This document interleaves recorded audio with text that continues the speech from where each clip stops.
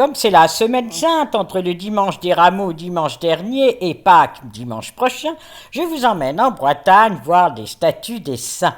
La première, c'est le calvaire des trépassés, c'est-à-dire le calvaire en souvenir de tous ceux qui sont disparus en mer. Nous sommes dans les petits villages de pêcheurs et beaucoup de marins sont disparus en mer.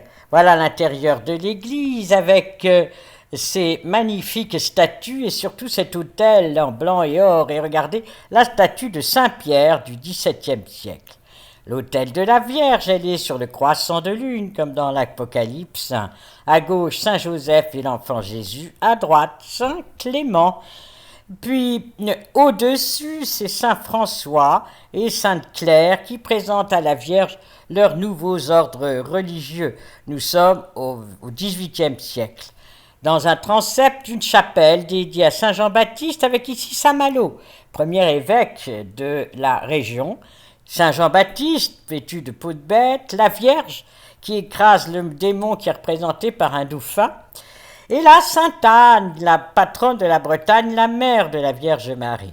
À droite de l'autel, c'est Saint Vincent, car c'est un endroit où il y avait des vignes, Saint-Éloi, et à côté, c'est la statue de la Vierge du XVIIIe en bois sculpté, regardez, peinte. Admirez cette douceur. Voilà Saint-Clément, nous sommes au Fort Lalatte. Ça, Saint-Anne-Guy, beaucoup plus ancien, XVIe siècle, beaucoup plus ancien. L'autel XVIIIe avec la Vierge entourée par les chérubins et les séraphins. Et là, une statue du XVIIe siècle de la Vierge et l'enfant. XVIIIe siècle, Saint-Pierre, il lui manque la clé dans la main, mais c'est une représentation de Saint-Pierre grandeur nature, ce qui est assez rare.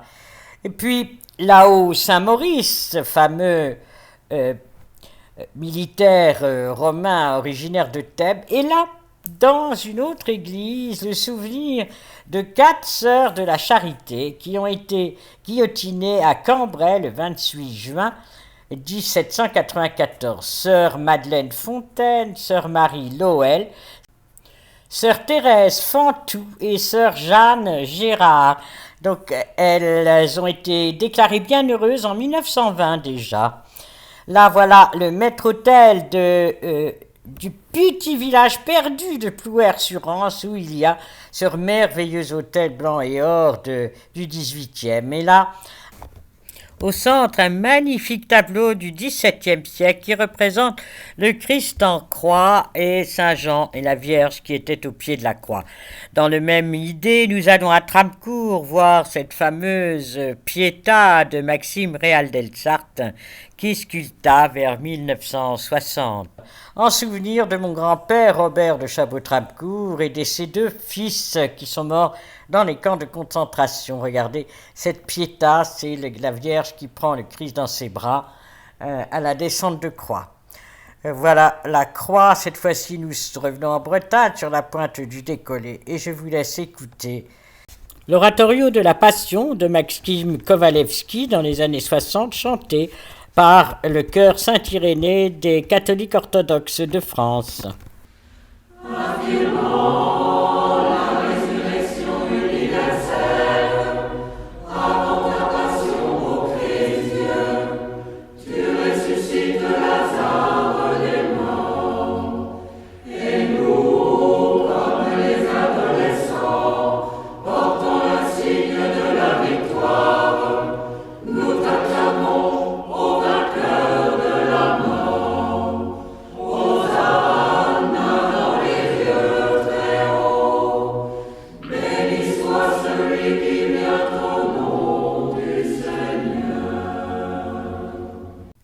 Je vous souhaite une semaine sainte de prière et de pénitence pour préparer le grand jour de la résurrection.